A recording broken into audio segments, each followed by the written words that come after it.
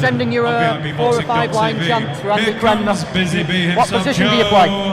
I used to play on the wing. I'm not too clever no more, to be honest with you. Right. Well, let's have a winger song. Oldham used to have a winger called Ricky Holden who had his own original song. I'd sing it, but I can't sing. Give us your football chant for Andy Crenna.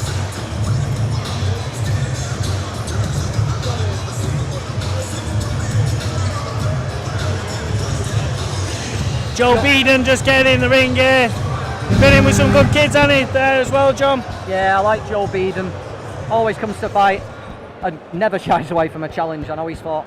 And opposing him, here comes Liverpool's Ricky Starkey. All right, Tal, thank you.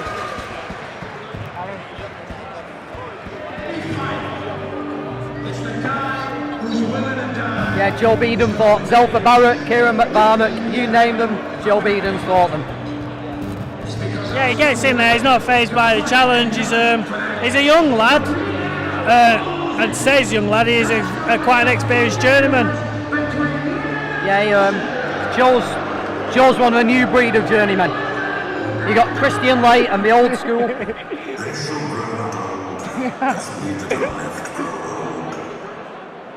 Joe Beedan trying to put in I think he's trying to aim to beat the 300 fight mark, isn't he? The rate he's going in his career so far. Yeah, definitely. We need to remember to stop talking over Mike Passo. We do apologise, Mike. We've done it quite often.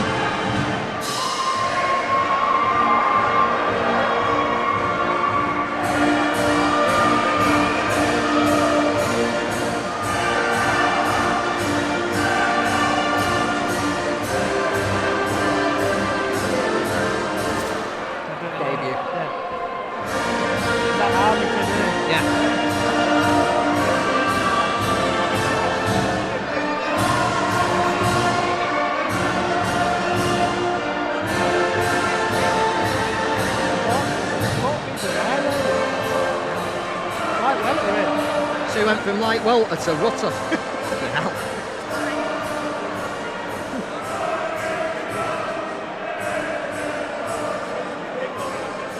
He was getting a big push at one point, wasn't he, Jevons? Was it? I heard loads about him when I was a kid.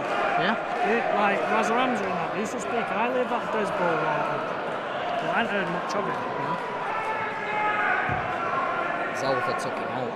Yeah, no. So Right hand on it over the top. we'd like to thank our military personnel for being with us this evening before we commence with contest number 5. This is 4 3-minute rounds of boxing in the super lightweight division. Introducing to you firstly, boxing out of the blue corner, wearing the green claret and white coloured shorts. At the weight he's scaled 9 stone, 10 pounds, 4 ounces. Hailing from Swindon, Wiltshire, here is Joe Busy Bee Beedan. And opposing him, boxing out of the red corner, wearing the green, red, blue coloured shorts. At the weight he's scaled 9 stone, 2 pounds. Tonight is his proud professional debut, hailing from Liverpool, Ricky Starkey. Timekeeper at the bell, Philip Morris. Star referee in charge of the action, one of the world's finest, Mr. Steve Gray from Fleetwood, 4 3-minute rounds.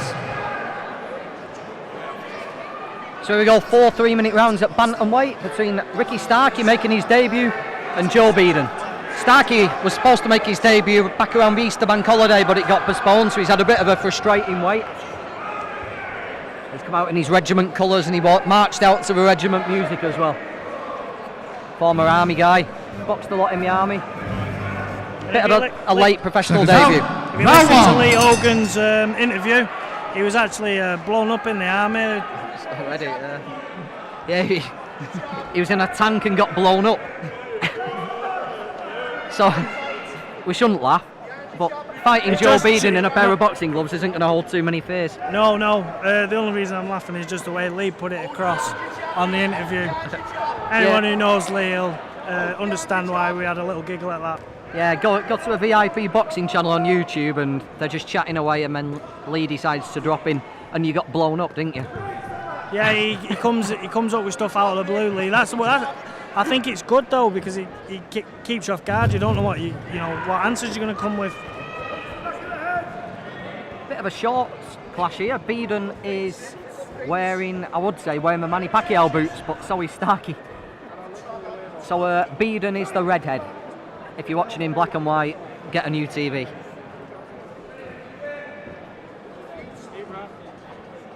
Starkey looks a little bit tense, doesn't he? Like, he will do for his debut.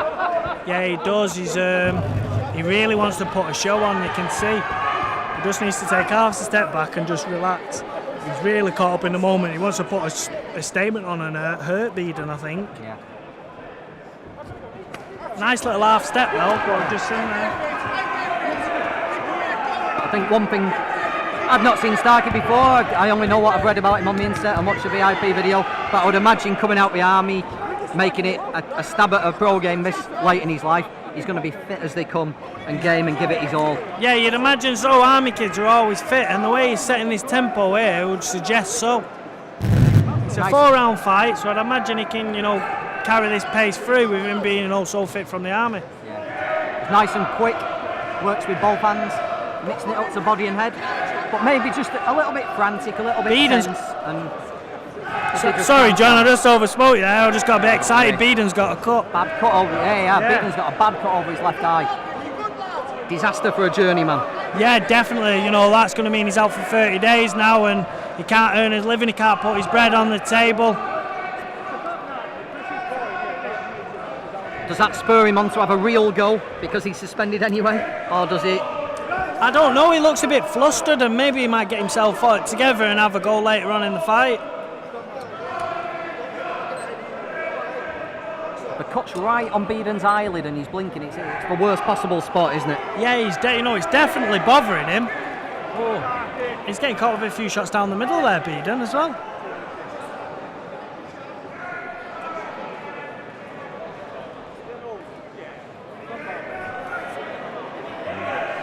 Nearly retaliated Ricky Starkey then. a little pro trip from Beedan, just tapping him on the break, and Starkey had to catch himself from lamping him. You can see he's a bit of a fiery scouser, Starkey. A nice first round for his debut though. He's got it under the belt there. Yeah, I think we might see him just calm down a little bit now this second round. He's got the adrenaline out of his system, and yeah, and hopefully now we can just get a bit of a feel for the pro game now. Like say, practice with a few things there and enjoy it, because I don't think Joe Beedan's going to cause him too many problems. Like you said, mate, who knows? Maybe with that cut he might come and have a go, and he might surprise me.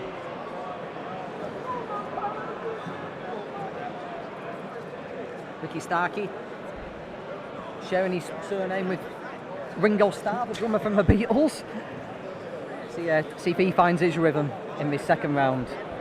I'm here all week. Corners, 10 seconds. I didn't even click on. It took me a while, that. Not the sharpest. Seconds out. Round 2.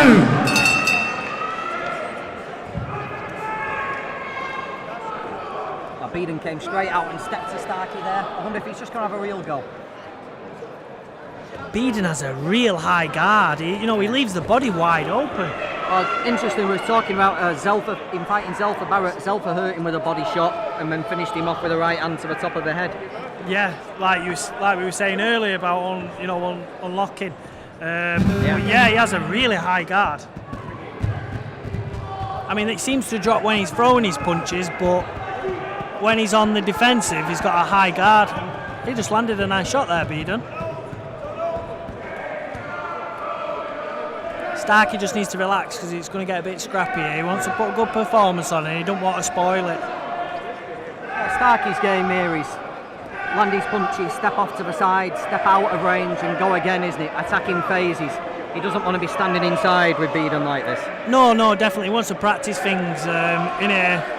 If he's going to get Beedan out, he needs, like I said, take half a step back. But he's putting a good performance on. It's his debut, so he's going to have them nerves, like you say. He trains out the same gym as Adam Ishmael, who fights later on in the show. He was supposed to be fighting for an area title tonight, but that's been put on hold till September. So Ricky's been around, a good quality fighter. Yeah, he's fighting Daryl Sharp. He actually used to train at the same gym as your Warren Tanzi, your Darren McCarrick, who we mentioned earlier in the show. So we'll see how that one pans out, because Daryl's a little bit bigger. Yeah, I've seen Darren fight at middleweight, I think. Yeah.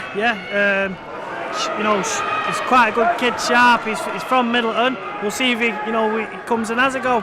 He won his first fight, but he's lost a few since then. Yeah, I was there when working at the Black Flash show when they promoted the Battle of Middleton between Aaron Michael and Daryl Sharp. Yeah, there's supposed to actually be a rematch between them two. Did you believe it was the right decision? Yeah, I thought Aaron was the better boxer. Yeah. To be honest, I like Daryl. He's a good friend of mine, but I had Daryl only winning the first round, and then after that I had Michael winning the next three. Yeah, sounds about right.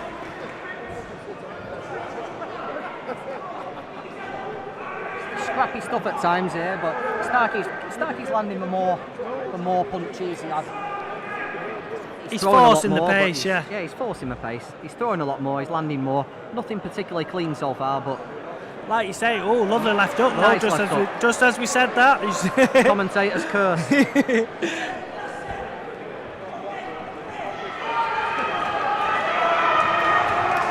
Easy looks like he's got quite a good engine on him. I think we're right after the first round. Starkey's a firecracker, isn't he? Yeah, he's fired up.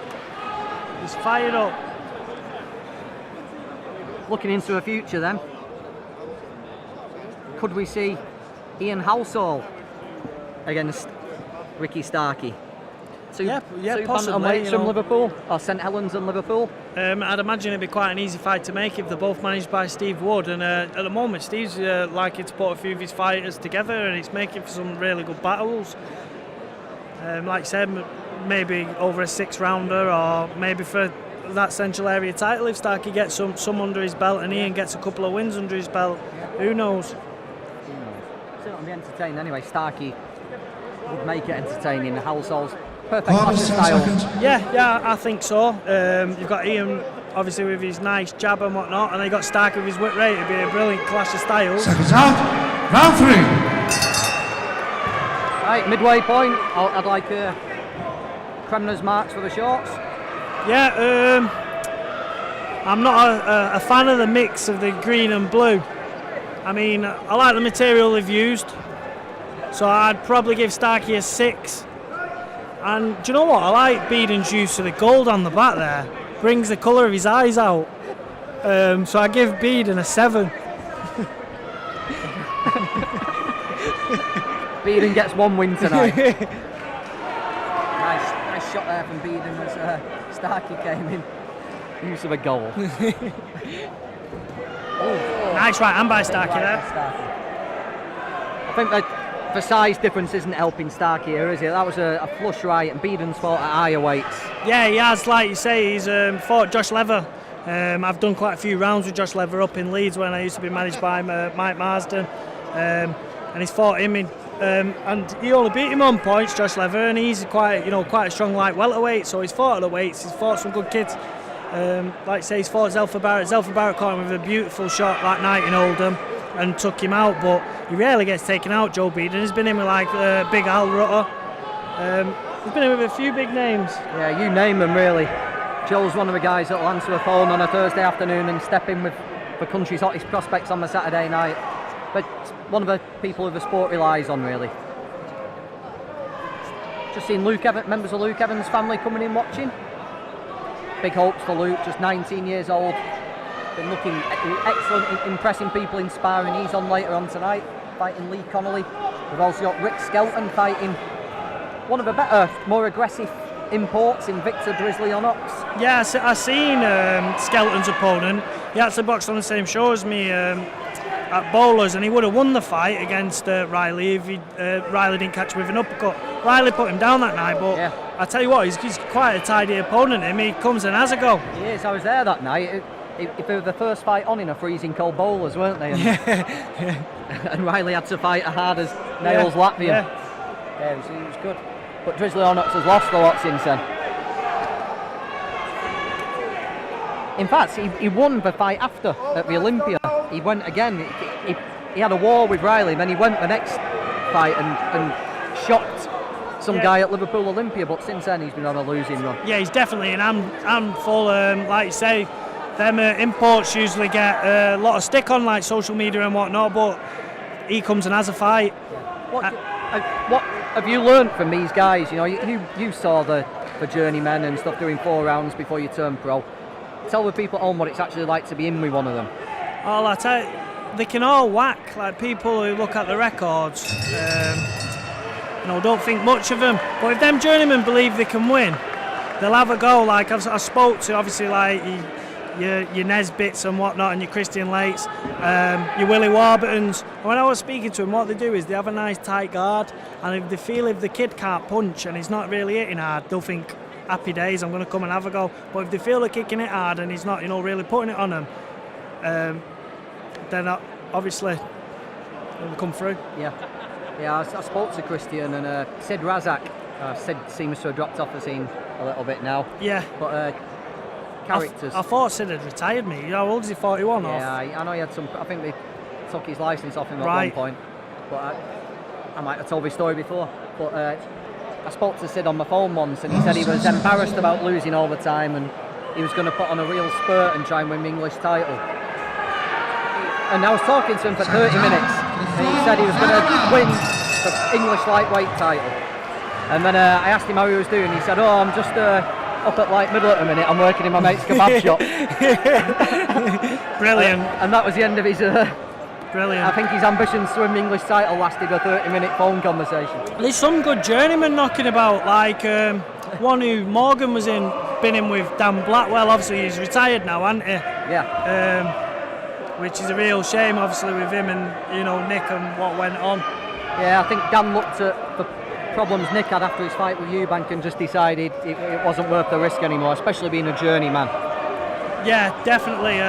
Like you say, he's on the retreat of all the leather, all the punches. I watched him obviously in bowlers. He beat a prospect that night, and I thought, bloody hell, I thought he was half good. That's a debate for you at home, people. Who is the best journeyman? The best journeyman. Yeah. Tweet in VIP Boxing Live. Let us know. My favourite's Mark McRae, a journeyman who can take you out with one punch. Yeah, definitely, and that's what you got to be careful of. Like when you get in there in these early fights and you get complacent, or when these journeymen are not throwing back, they can all of a sudden just throw one punch that could take you out, and you've just got to be careful of that because they're capable. Yeah. Otherwise, they wouldn't have had that many fights. That's exactly what Ricky Starkey is finding out here. Quality that, bringing it back with Joe Beedan. Definitely. He'll have boxed hundreds of rounds in the gym, but actually being in there with someone who fights every week almost like Joe, strong, tough, hard man who's learned all the tricks. And he just landed Joe Beedan left hook. Lovely left hook. He'll have learnt more in these 3.5 rounds than he will. Yeah, definitely. Like you said earlier, John, you said Beedan would come and have a go because of the cooks. He knows he's going to be out for 30 days. And I tell you what, he has done. Starkey was just taking a few deep breaths in the corner there. Maybe he's been a bit tense and it's took a lot out of him, the nerves and whatnot. Burnt a lot of nervous energy. He certainly looked tired in the corner while Beedan was just getting some tape cut off his glove then. Beedan just lands a nice little sneaky right hand as well. Starkey just needs to keep his composure and just get behind his jab. He don't need to have a fight. The fight's already won for him. He's exhausted, isn't he, Starkey? Yeah, he's exhausted. He needs to be careful. Luckily, I think we're just counting down the seconds now. I think he just wants to put such a performance on for his fans. He's been waiting for this a long time. Obviously, with him being in the army and whatnot. And a lovely shot by him there. Yeah, commentators nice curses again. So don't call me Andy Kremner no more. Call me Andy Watt. Oh, lovely shot. Both trading bombs. Big left hooks. Big shots there. Whose was the better there, John? I thought Beedan's was the better. Although maybe it's just the extra weight he's carrying. Yeah, maybe. Starkey landed a nice snappy right hand down the pipe as well there. Good win there. I think Starkey's got that. Yeah, I think Starkey deserves it. Although that last 3 minutes will have felt like the longest 3 minutes of his life, I think. Yeah, definitely. It would have answered a few questions. He knows it's not all plain running, and it's an easy game now. Even these journeymen, Joe Beedan, who is not one many, he'll have a go. He really is tired, Ricky Starkey, but he'll be proud of himself. I won't repeat what he just mouthed as he went back to his corner and had his old military beret onto his hat. He looks like Denis Lebedev.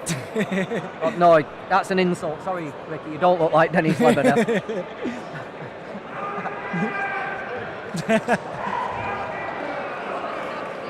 Getting checked out. Michael Pass getting the scores from Steve Gray. I'm not predicting the scores.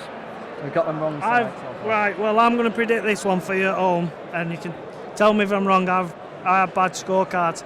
I'm going to go for Starkey winning 3 and a share of the last. We're going for a 40-37. Ladies and gentlemen, star referee Steve Gray has scored this contest. Or maybe 39-37. 40 points to 37 points. Oh, I've got the first one. Bremner. On his professional debut,